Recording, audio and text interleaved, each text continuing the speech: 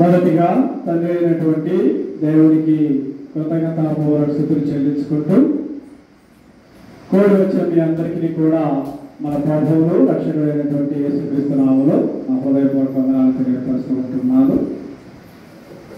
ఈరోజు దేవుని సన్నిధి, గాడ్స్ ప్రెసెన్స్ అనేటువంటి పాఠాన్ని గురించి మనము ఆలోచించబోతూ ఉన్నాము, నేర్చుకోబోతున్నాము. ప్రతి ఒక్కరు కూడా జాగ్రత్తగా ఆలకించవలసిందిగా మీ అందరికీ కూడా నేను మనవి చేస్తున్నాను. దేవుని సన్నిధి గురించి చాలా మందికి వివిధ రకాలైనటువంటి అభిప్రాయాలు ఉన్నవి. క్రైస్తవ సమాజంలో కూడా భిన్న రకాలైనటువంటి బోధనలు మనం చూస్తూ ఉన్నాం. దేవుని సన్నిధిని గురించి మనము రెండు భాగాలుగా ఆలోచించబోతున్నాము. ఈరోజు మొదటి భాగాన్ని గురించి కొన్ని విషయాలు మనము నేర్చుకునేటువంటి ప్రయత్నాన్ని మనం చేద్దాం. దేవుని సన్నిధి, గాడ్స్ ప్రెసెన్స్ అనేటువంటిది మనం చూస్తూ ఉంటున్నాం. దేవుని సన్నిధిలో గొప్ప దీవెనలు కలవు అనేటువంటి మాటలు మొదటిగా మనం చూస్తున్నాం. పరిచయంగా దేవుని సన్నిధిలో ఏమున్నవి అంటే గొప్ప దీవెనలు ఉన్నవి. చూడండి, కీర్తనల గ్రంథము 84వ అధ్యాయము 10వ వచనంలో మనం చూసినప్పుడు దేవుని సన్నిధిలో దీవెనలు ఉన్నవి అనేటువంటి మాట ఇక్కడ మనం చూస్తూ ఉంటున్నాం. నీ ఆవరణంలో ఒక దినము గడుపుట 1000 దినముల కంటే శ్రేష్టము. భక్తిహీనుల గుడారములో నివసించుట కంటే నా దేవుని మందిర ద్వారముల తరుట నాకు ఇష్టము అనేటువంటి మాటలు ఇక్కడ మనం చూస్తూ ఉంటున్నాం. కోరవ కుమారుల కీర్తనలో ఇక్కడ మనం చూస్తూ ఉంటున్నాం. అంటే దేవుని ఆవరణంలో ఒక దినము గడుపుట 1000 దినాల కంటే, మానవ జీవితంలో ఉన్నటువంటి 1000 దినముల ఆయుష్ కంటే కూడా మరి దేవుని సన్నిధిలో, మరి దేవుని మందిరములో ఒక్క దినము గడుపుట మరి అది మనకి ఎంతో గొప్ప దీవెన, ఆశీర్వాదము అనేటువంటి సందర్భాన్ని కూడా ఇక్కడ మనం చూస్తూ ఉన్నాం. తర్వాత ఘనత, ప్రభావములు కావు. ఎక్కడ? దేవుని సన్నిధిలో ఘనత, ప్రభావములు కూడా ఉన్నవి అనేటువంటి విషయాన్ని కూడా మరి దినవృత్తాంతము మొదటి గ్రంథము 16వ అధ్యాయము 27వ వచనంలో మనము చూడగలము. దినవృత్తాంతము మొదటి గ్రంథము నేను చదువుతాను, ఎందుకంటే వీడియో తీస్తున్నాము కాబట్టి. దినవృత్తాంతములు మొదటి గ్రంథము 16వ అధ్యాయము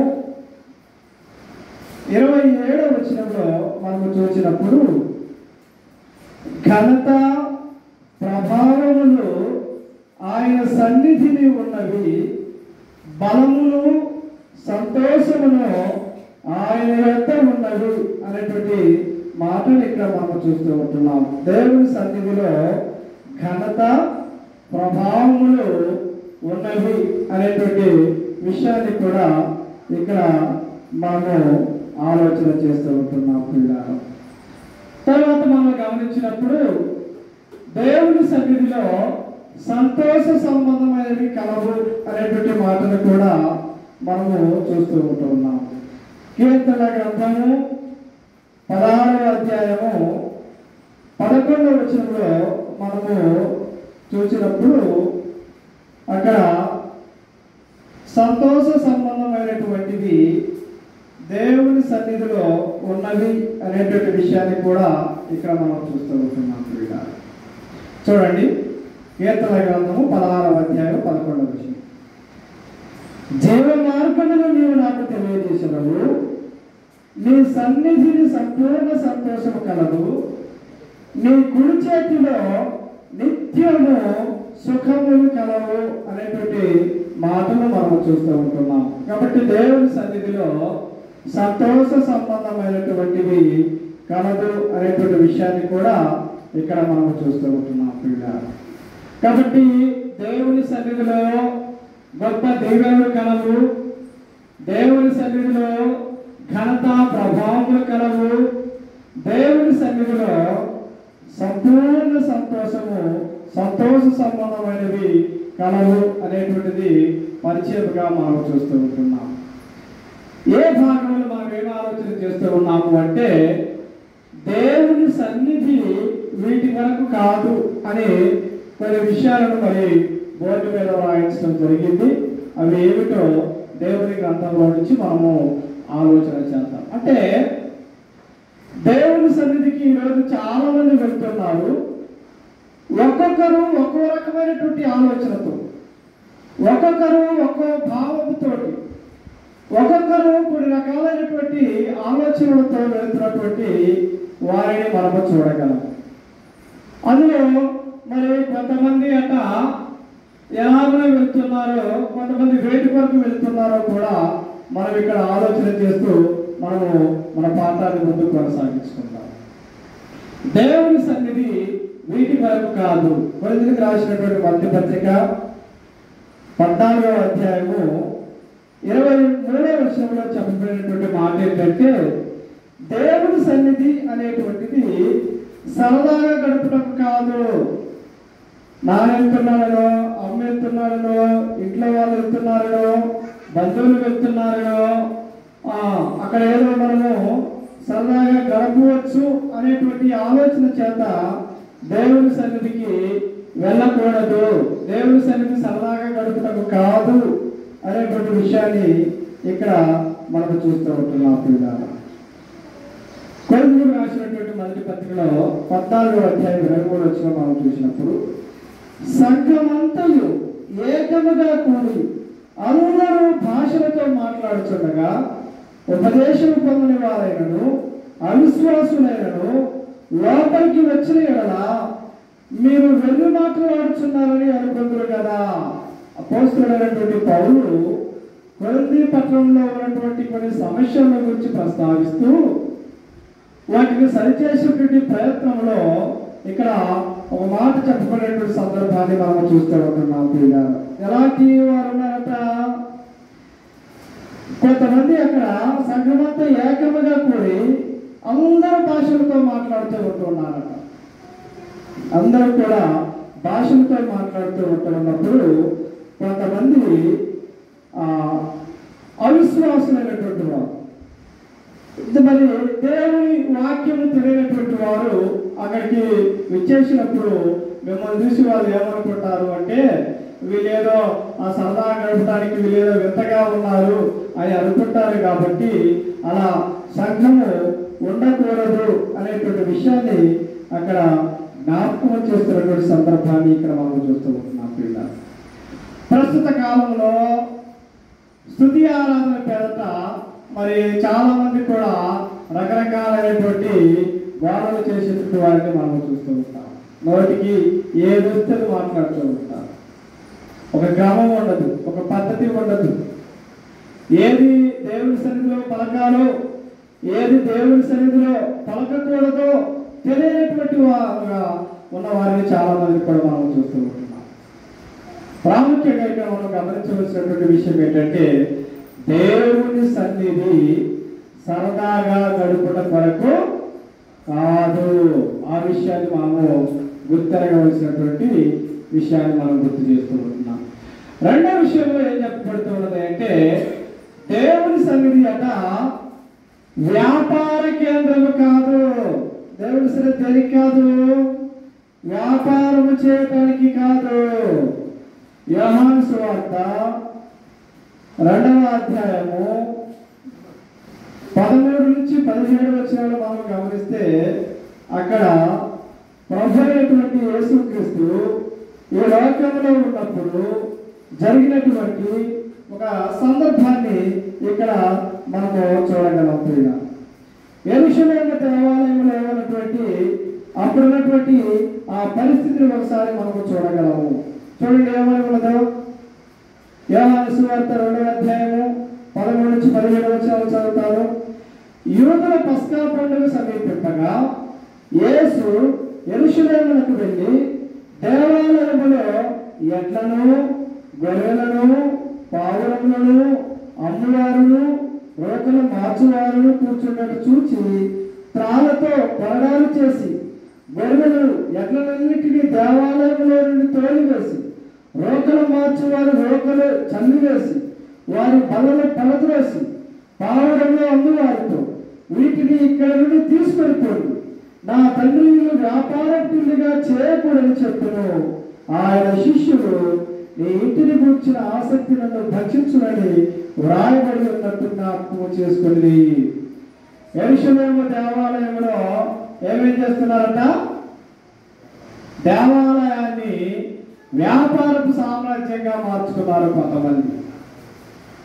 ఈరోజు కూడా మందిరాలలో దేవుని సన్నిధిగా చెప్పబడుతున్నటువంటి ఆ చర్చి బిల్డింగ్లు కట్టుకొని ఏం చేస్తున్నారండి?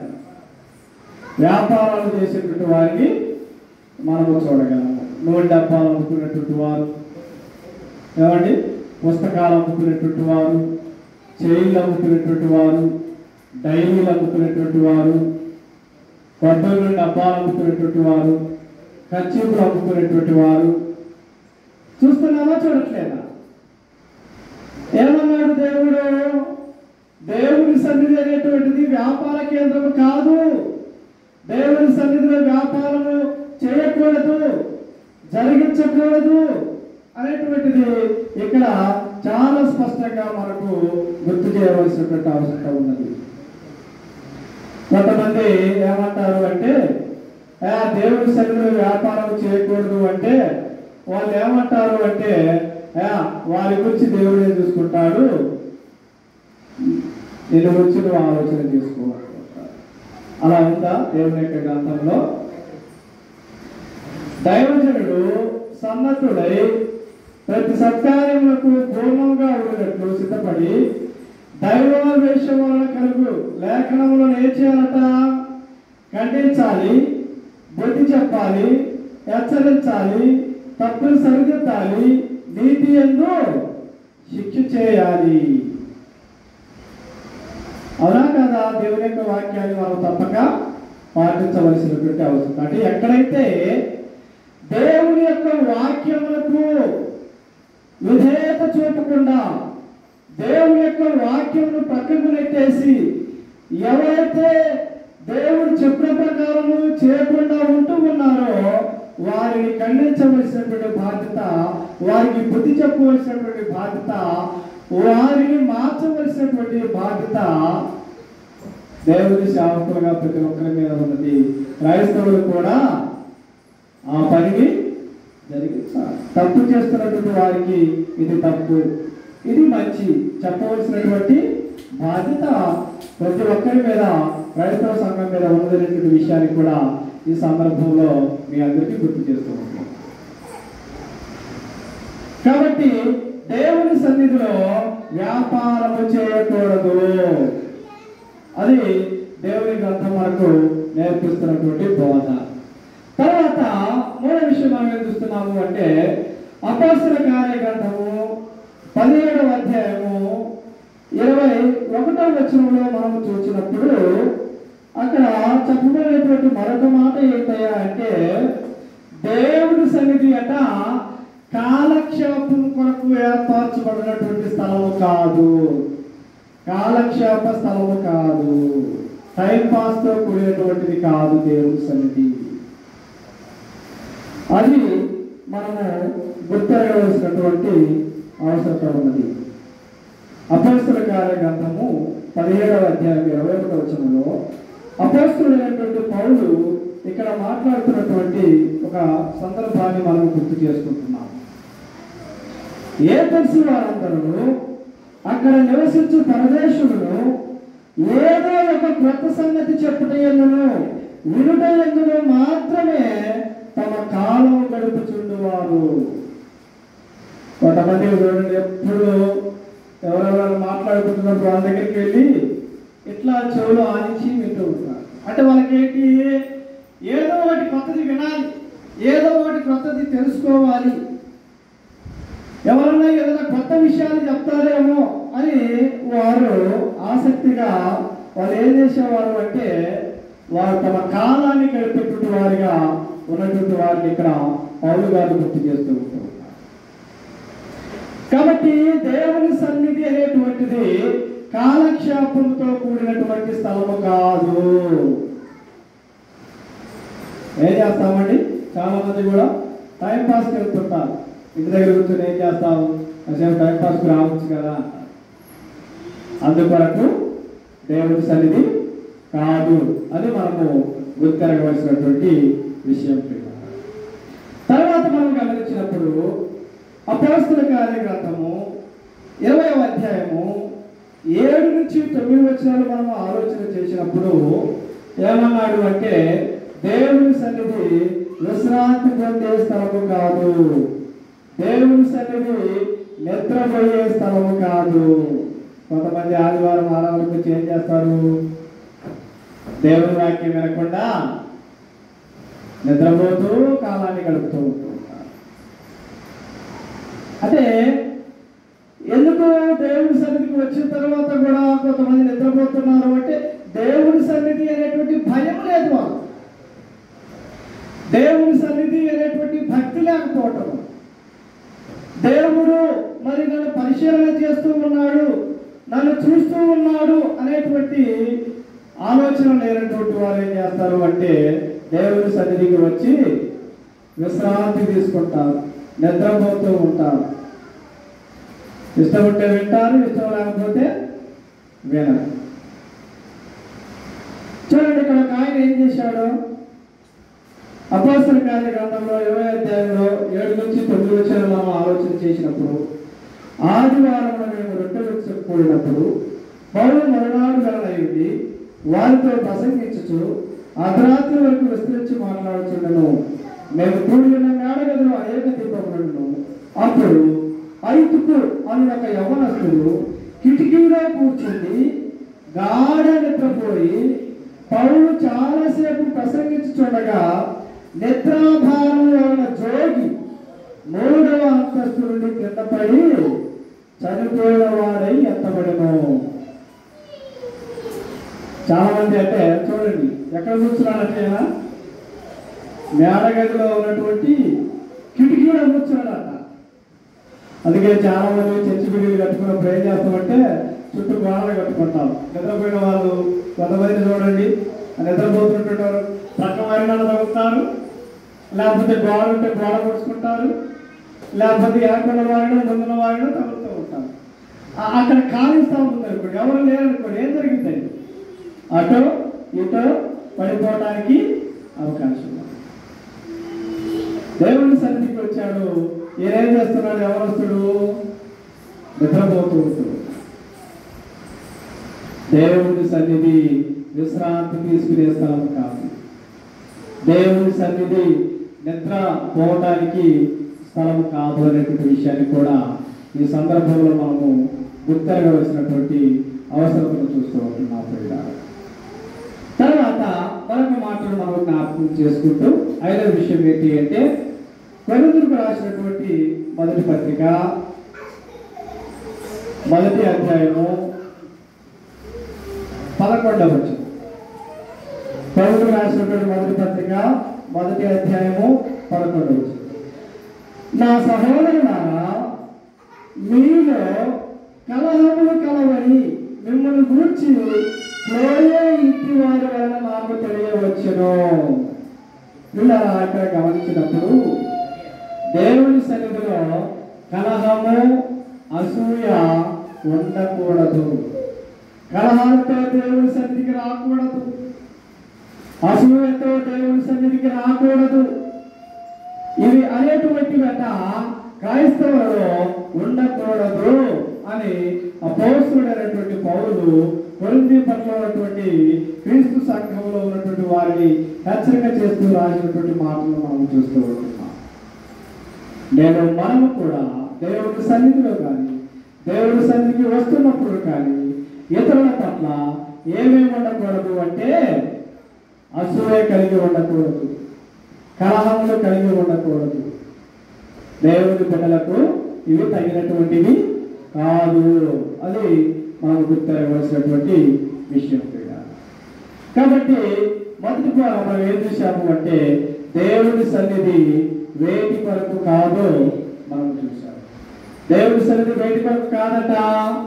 సరళంగా గడుపుటకు దేవుని సన్నిధికి రాకూడదు. వ్యాపార కేంద్రముగా దేవుని సన్నిధిని మార్చకూడదు. కాలక్షేమ స్థలం కాదు దేవుని సన్నిధి. దేవుని సన్నిధి అనేటువంటిది విశ్రాంతి తీసుకోవటానికో నిద్రపోవటానికి కాదు. దేవుని సన్నిధిలో కలహము, అసూయలు అనేటువంటివి ఉండకూడదు. వీటి కొరకు దేవుని సన్నిధికి రాకూడదు అనేటువంటి విషయాలను మనం చూసాము. బి పాయింట్లో మనం ఏం చూస్తున్నాము అంటే మరి దేవుని సన్నిధికి మరి ఎందుకు, దేవుని సన్నిధి ఎందుకో దేవుని గ్రంథంలో నుంచి కొన్ని విషయాలను మనము ఆలోచన చేస్తాం. యెహెజ్కేలు గ్రంథము 46వ అధ్యాయము 9వ వచనంలో ఒక చక్కని మాట ఉన్నది. దాన్ని మనము గుర్తు చేసుకున్నాం. దేవుని సన్నిధి మరి ఎందుకు, దేవుని సన్నిధి ఎందుకు అనేటువంటి దాని గురించి కొన్ని విషయాలను మనము ఆలోచన చేస్తూ ఉంటున్నాం. యెహెజ్కేలు గ్రంథము 46వ అధ్యాయము 9వ వచనంలో మనం చూసినప్పుడు, అయితే దేశజనులు నియామక కాలములందు యెహోవా సన్నిధిని ఆరాధన చేయుటకై వచ్చినప్పుడు ఉత్తరపు గొమ్మపు మార్గముగా వచ్చిన వారు దక్షిణపు గొమ్మపు మార్గముగా గలవలను, దక్షిణపు గొమ్మపు మార్గముగా వచ్చిన వారు ఉత్తరపు గొమ్మపు మార్గముగా గలవలను. తాము వచ్చిన దారిలో ఎవరు తిరిగిపోక అందరూ తిన్నగా తొలగిపోవలను. దేవుని సన్నిధి ఎందుకయ్యా అంటే దేవుడు ఇక్కడ ఏం చెప్పాడు అంటే యెహోవా సన్నిధిని ఆరాధన చేయుటకై వచ్చినప్పుడు. దేవుని సన్నిధి ఎందుకట? ఆరాధన చేయుట. ఎందుకు రావాలంటే దేవుని సన్నిధికి దేవుని ఆత్మతోను సత్యముతోను ఆరాధన చేయటానికి దేవుని సన్నిధి ఉన్నది అనేటువంటిది కూడా మనం గుర్తాగా మన మనసు, మన ఆలోచన, మన సమస్యలు సమస్తమును కూడా పక్కన పెట్టాలి. ఆరాధన చేస్తూ ఉంటున్నాం 100%. మనం సంపూర్ణంగా దేవునికి సమర్పించుకొని దేవునికి ఆరాధన చేయాలి. అది మనం గుర్తించవలసినటువంటి విషయంగా మనము ఆలోచన చేస్తాం. దేవుని సన్నిధి ఎందుకు అంటే దేవుడిని ఆత్మతోనూ సత్యముతోనూ ఆరాధన చేయటానికి. అంటే వాక్యము ప్రకారం ఆరాధన చేయాలి. నీకు నచ్చినట్టు కాదు, క్రమం లేకుండా కాదు, పద్ధతి లేకుండా కాదు. నాకు ఇది అనిపించిందండి నేను అలాగనే చేస్తాను అనడానికి లేదు. దేవుని గ్రంథంలో ఆరాధనకు ఒక క్రమం ఉంది. దాని ప్రకారం నువ్వు ఆరాధన చెయ్యాలి. ఆరాధనలో ఎన్ని భాగాలు ఉన్నవి? 5 భాగాలు. ప్రార్థన, పాటలు, దైవ సందేశము, ప్రభు వల్ల కానుక. ఈ 5 భాగాలను కూడా జరిగించినప్పుడు అది దేవుడు కోరుకున్నటువంటి, దేవుడు మెస్తున్నటువంటి ఆరాధన అనేటువంటి విషయాన్ని మనం గుర్తాగా. దేవుని సన్నిధి ఎందుకు అంటే దేవుని ఆత్మతో సత్యంతో ఆరాధించటకు.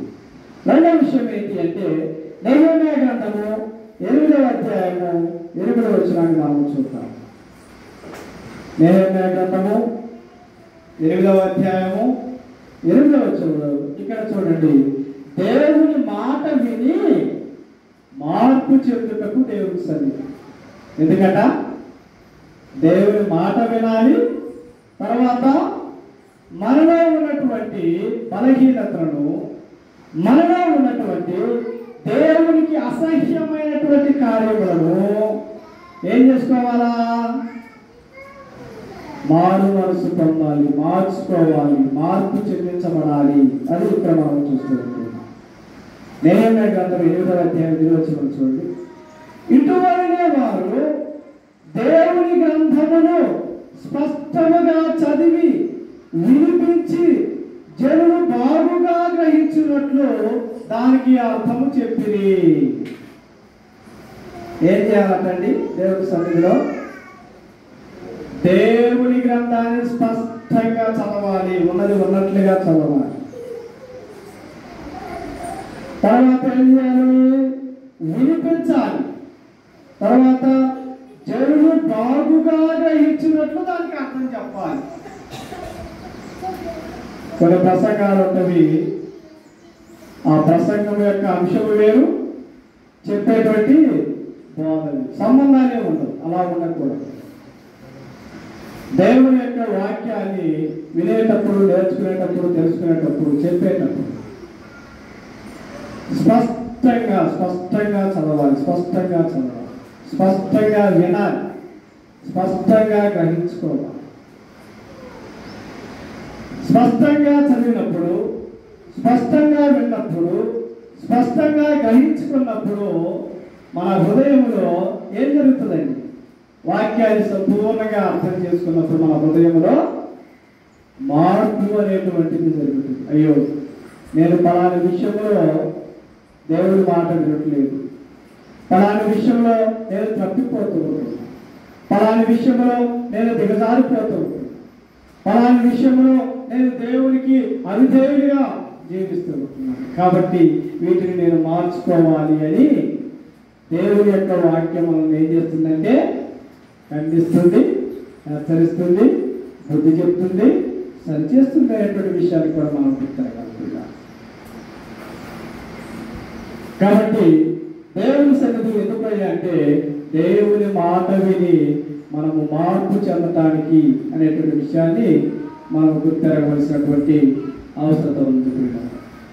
తర్వాత మరికొన్ని విషయాలు కూడా ఉన్నవి.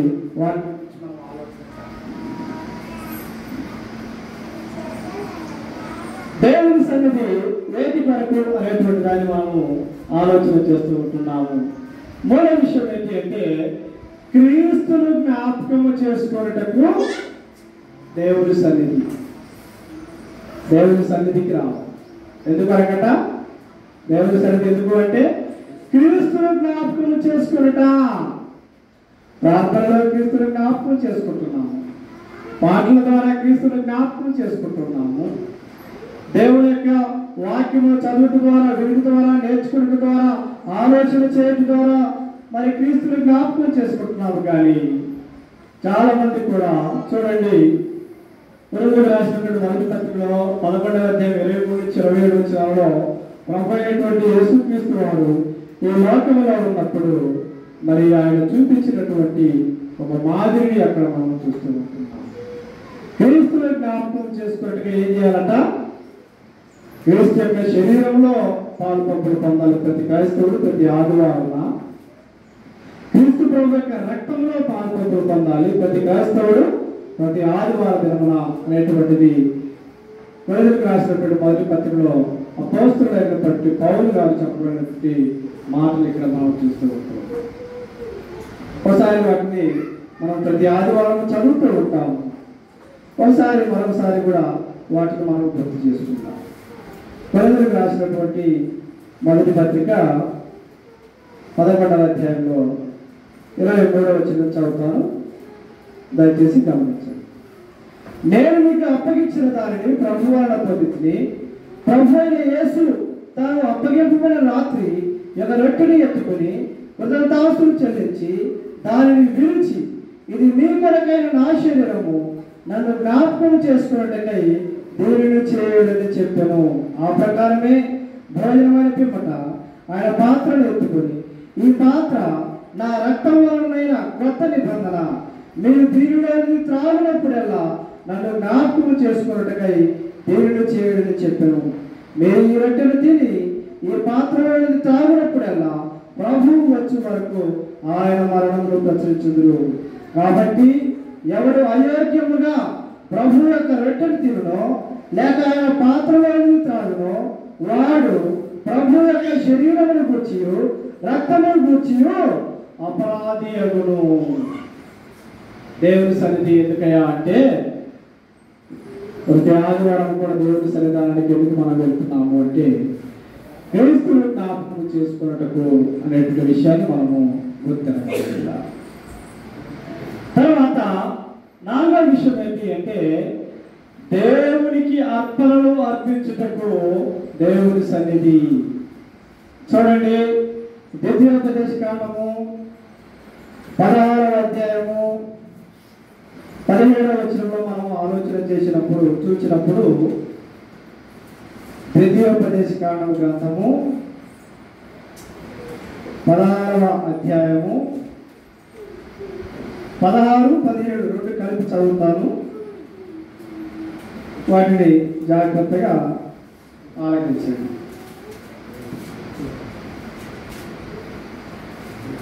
ద్వితీయోపదేశకాండము 16వ అధ్యాయము 16, 17 వచనాలు. ఏటికి 3 మారులు అనగా పొంగని రొట్టెల పండుగలోను, వారముల పండుగలోను, పర్ణశాలల పండుగలోను నీ దేవుడైన యెహోవా ఏర్పరచుకునే స్థలమున నీ మగవారందరూ ఆయన సన్నిధిని కనపడవలను. వారు ఒట్టి చేతులతో యెహోవా సన్నిధిని కనపడక నీ దేవుడైన యెహోవా నీకు అనుగ్రహించిన దీవెన చొప్పున ప్రతి వాడును తన శక్తి కొలది ఇయ్యవలను. ద్వితీయోపదేశకాండంలో మోషే గారి ద్వారా రాయించబడినటువంటి చక్కని విషయం ఏంటి అంటే దేవుని సన్నిధి ఎందుకయ్యా అంటే దేవుని సన్నిధిలో దేవునికి అర్పణలు అర్పించుటకు. ఇశ్రాయేలు అయితే యెరూషలేము వెళ్ళి అర్పణలు అర్పించాలి. సంవత్సరానికి ఎప్పుడట 3 సార్లు వెళ్ళాలి. ఎప్పుడెప్పుడు? ఏటికి 3 మార్లు అనగా పొంగని రొట్టెల పండుగలప్పుడు వెళ్ళాలి, వారముల పండుగలప్పుడు వెళ్ళాలి, పర్ణశాలల పండుగలప్పుడు మగవారందరూ కూడా దేవుని సన్నిధికి వెళ్ళాలి. పాత నిబంధనలో మరి ధర్మశాస్త్ర కాలంలో మరి దేవుని సన్నిధిని గురించి ఇక్కడ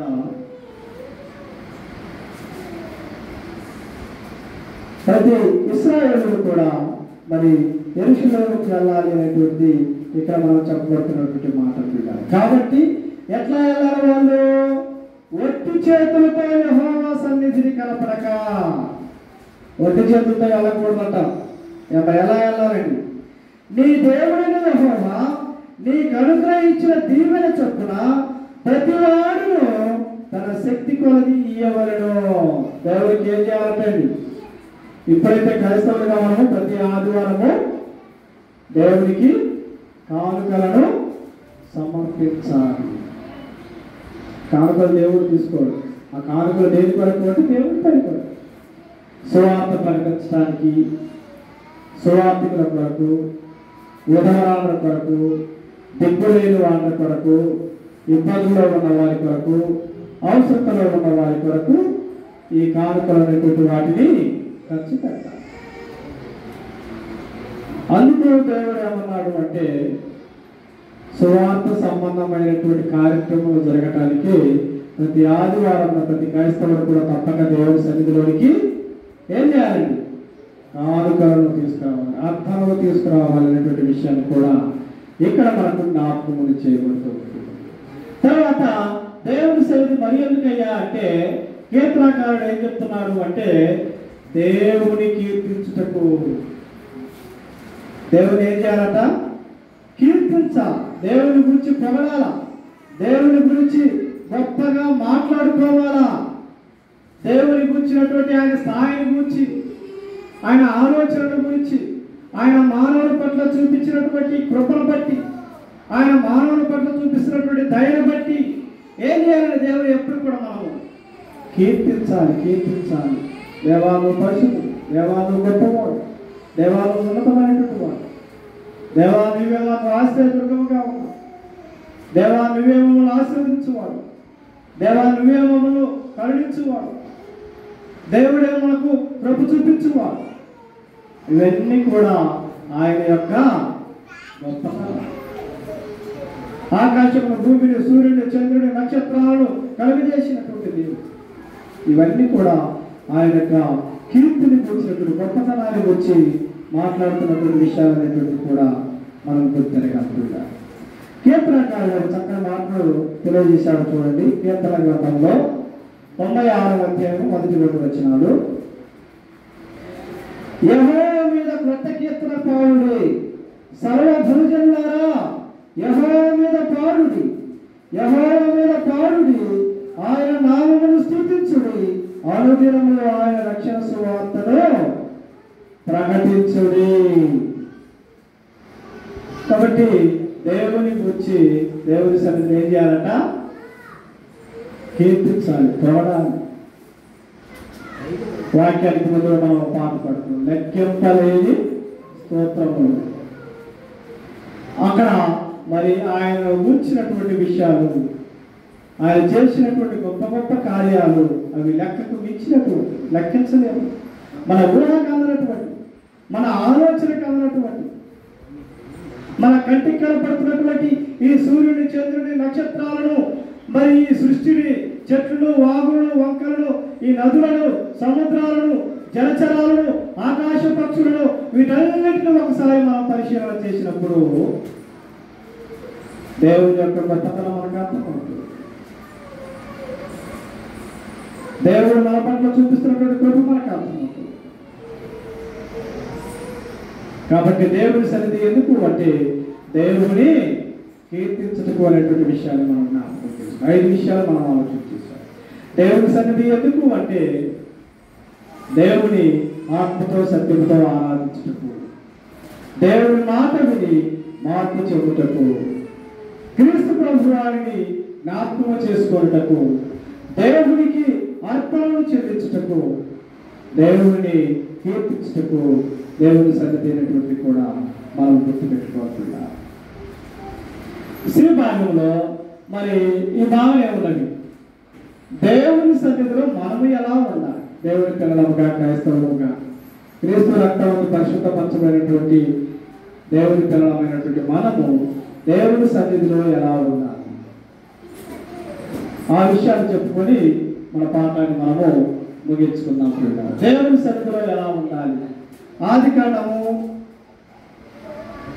17వ అధ్యాయము 1 వచనంలో మరి దేవుడైనటువంటి యెహోవా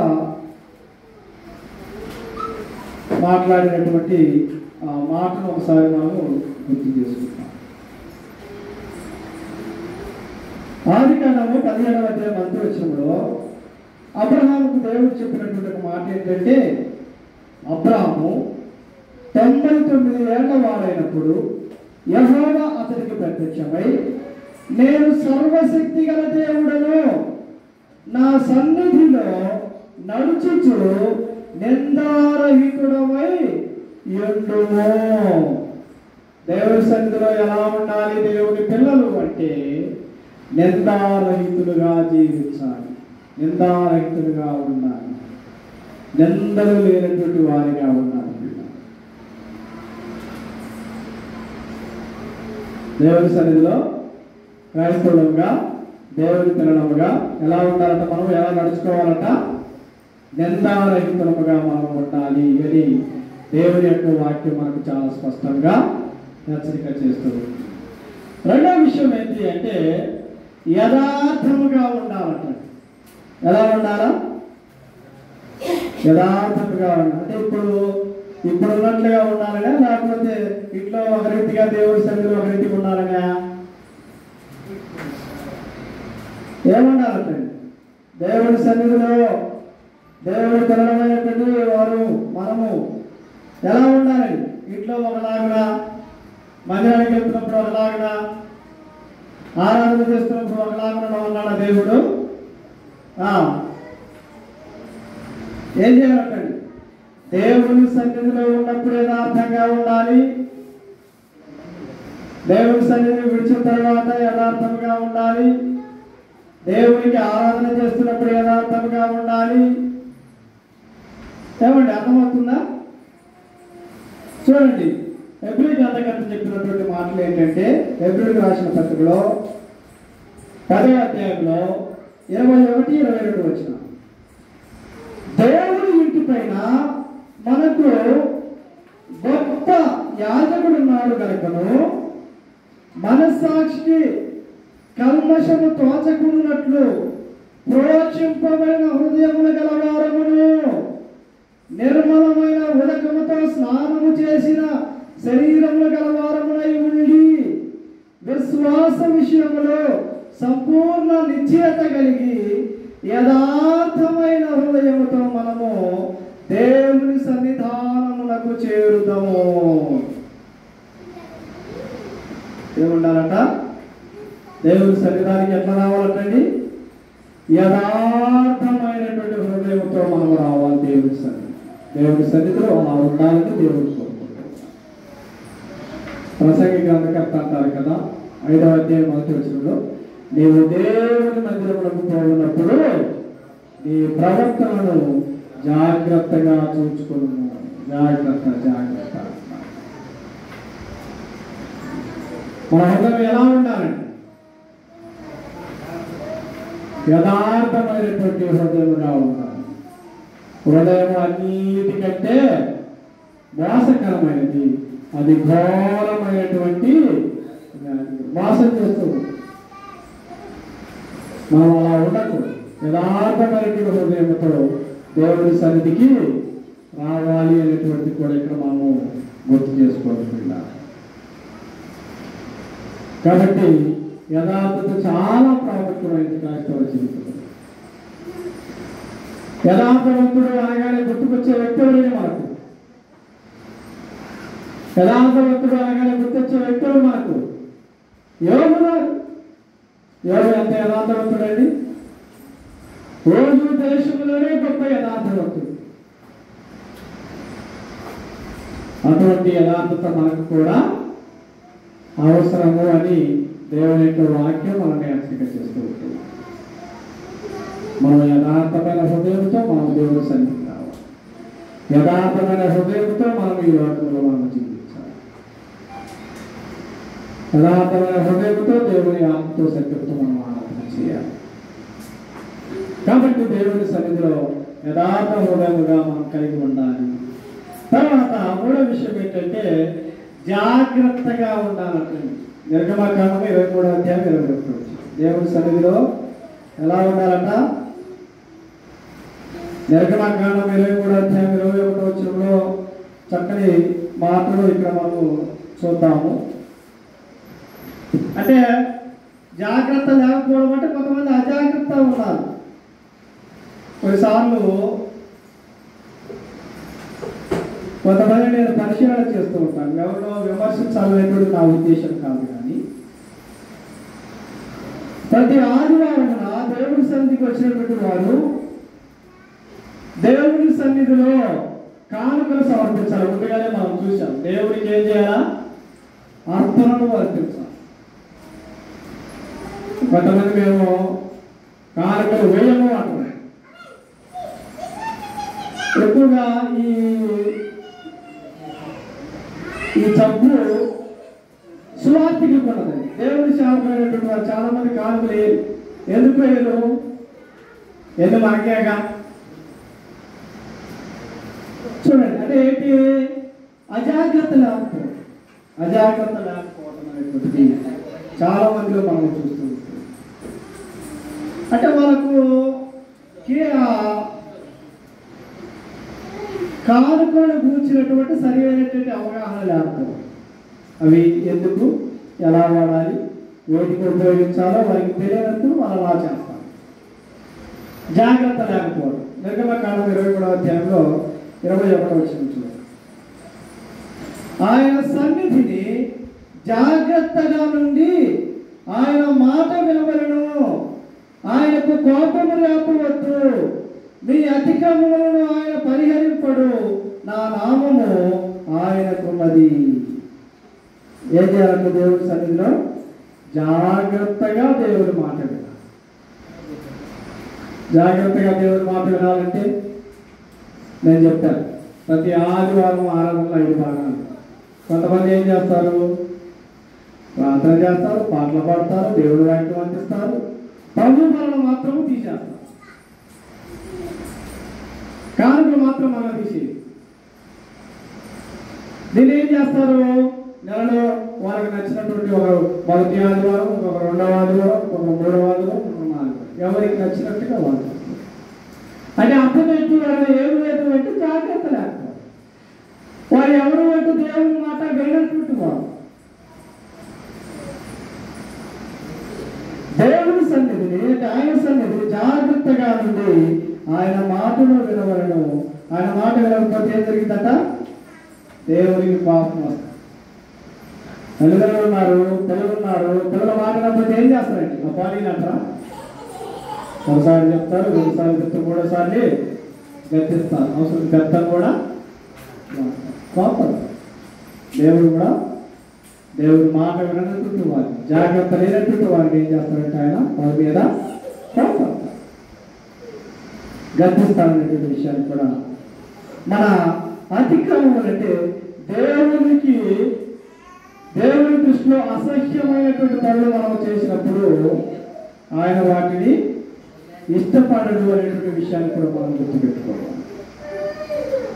కాబట్టి దేవుని సన్నిధిలో నిందారహితులై ఉండాలి, యథార్థముగా ఉండాలి, జాగ్రత్తగా ఉండాలి. నాలుగో విషయం ఏంటంటే పరిశుద్ధముగా ఉండాలి. పరిశుద్ధత కలిగి జీవించడం అంటే పాపము లేనటువంటి వారిగా ఉండాలి. ఈ లోకంలో అనేక రకాలైన పాపములు అవి మనల్ని వెంటాడుతూ మన ఆత్మ సంబంధమైనటువంటి స్థితిని దిగజార్చడానికి, దేవునికి దూరం చేయటానికి, దేవుని మాట వినకుండా చేయటానికి ఎన్నో పాపాలు ప్రతిరోజు మనకు అడ్డొస్తుంటుంది. వాటిని ప్రక్కన పెట్టుకోవాలి. వాటి జోలికి మనం వెళ్ళకుండా పరిశుద్ధమైనటువంటి జీవితాన్ని కలిగి మనం జీవించాలి. దేవుడి సన్నిధిలో ఎలా ఉండాలి అంటే చూడండి, కొలస్సీలకు రాసిన పత్రిక 1వ అధ్యాయం 22. తన సన్నిధిని పరిశుద్ధులుగాను నిర్దోషులుగాను నిరపరాధులుగాను నిలబెట్టుటకు ఆయన మాంసయుక్తమైన దేహమందు మరణము వలన ఇప్పుడు మేము సమాధానపరచను. దేవుడి సన్నిధిలో ఎలా ఉండాలంటండి? పరిశుద్ధులుగా ఉండాలి, పాపము లేనటువంటి వారిగా ఉండాలి, నిర్దోషులుగా ఉండాలి, దోషము లేనటువంటి వారిగా ఉండాలి, నిరపరాధులుగా ఉండాలి, అపరాధములు లేనటువంటి వారిగా మనం ఉండాలి. జాగ్రత్తగా మనం జీవించవలసినటువంటి అవసరం. తర్వాత చివరిగా మాట ఏంటంటే 5వ విషయము, అతిక్రమములను ఏం చేయాలంటండి? ఒప్పుకోవాలి. కీర్తనకారుడు మంచి మాట చెప్తున్నాడు చూడండి.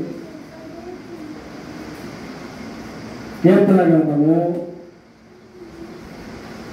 32వ అధ్యాయంలో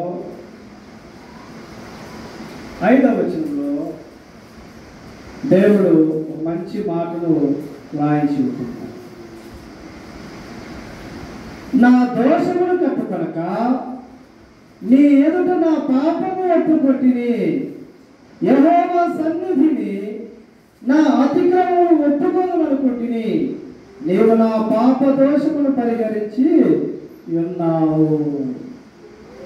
దేవుని సన్నిధిలో అతిక్రమములు ఒప్పుకోవాలి. దేవుని సేవకుల దగ్గర కాదు, సువార్తికుల దగ్గర కాదు. ఎవరి దగ్గర అంట? కీర్తనకారుడు దావీదు ఇక్కడ ఏం చెప్తున్నాడు చూడండి. నా దోషమును కప్పుకొనక నీ ఎదుట నా పాపము ఒప్పుకొట్టిని. ఎవరి ఎదుట ఒప్పుకోవాలి?